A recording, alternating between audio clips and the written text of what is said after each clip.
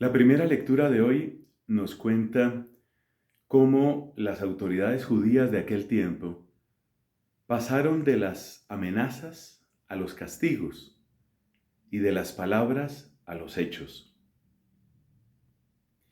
Ya hemos descrito en otra ocasión cuál era el temor que ellos tenían. Su temor básico era que si los apóstoles seguían hablando de la resurrección, entonces pues iba a crecer la fe en la resurrección.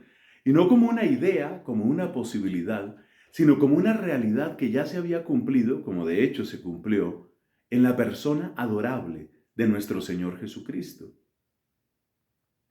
También hemos explicado por qué aquellos sacerdotes tenían pánico de que se enseñara sobre la resurrección.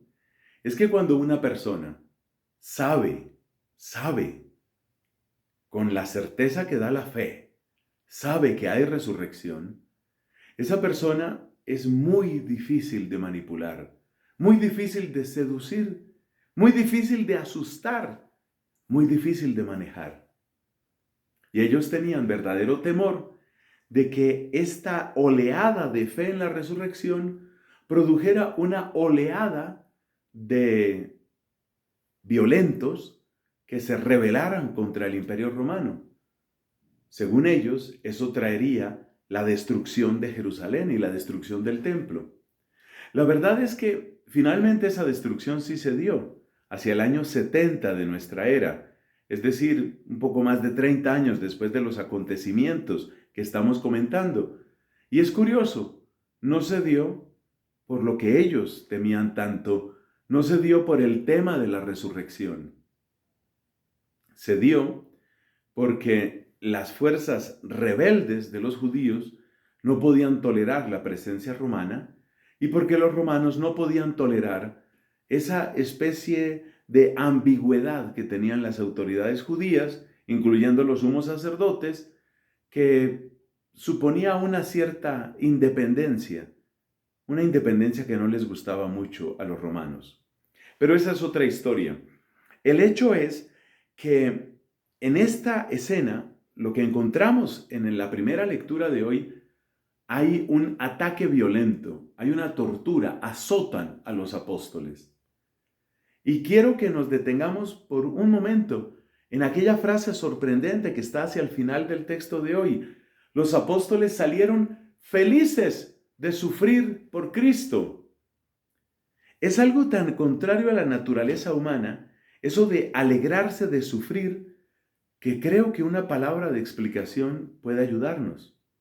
Ante todo, notemos que los apóstoles no están solos en la historia de la humanidad con esto de alegrarse de sufrir por Cristo.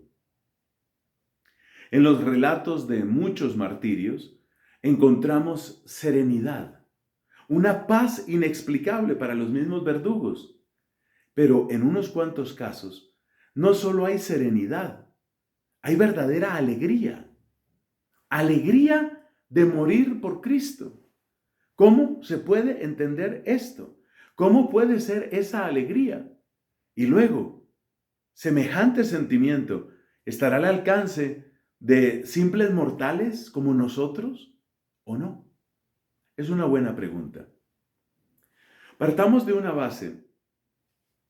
Toda la alegría de sufrir por Cristo tiene su base en la certeza del triunfo de Cristo.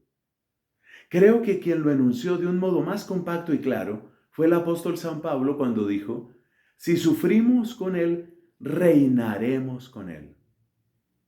Es decir, que no es alegría del sufrimiento por el sufrimiento. No, no se trata de eso.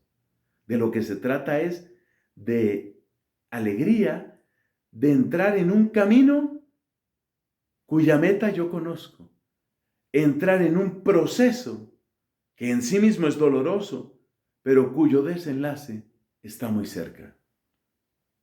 En efecto, un pensamiento que encontramos en varios mártires antiguos y recientes es la idea de que el sufrir como tal es breve y la eternidad es larga. Pensemos en cuántas incertidumbres tiene la vida humana. Pensemos en que muchos de nosotros en este momento nos declaramos cristianos y católicos convencidos, pero la vida da muchas vueltas, muchas, y pueden pasar muchas cosas.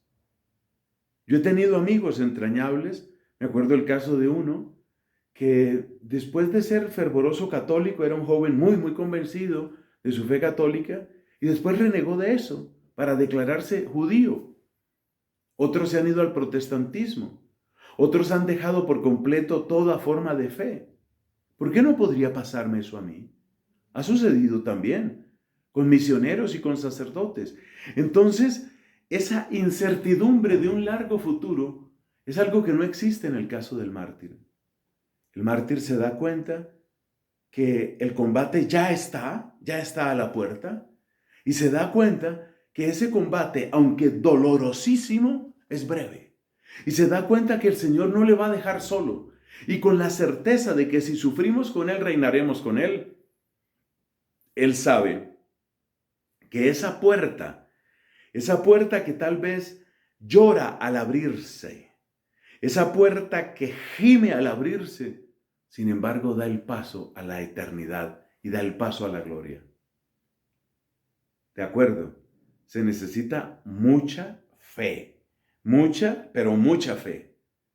Pero es que Dios da esa fe. Dios la da.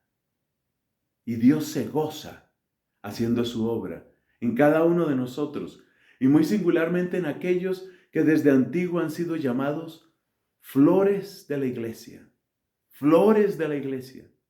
los mártires de Cristo.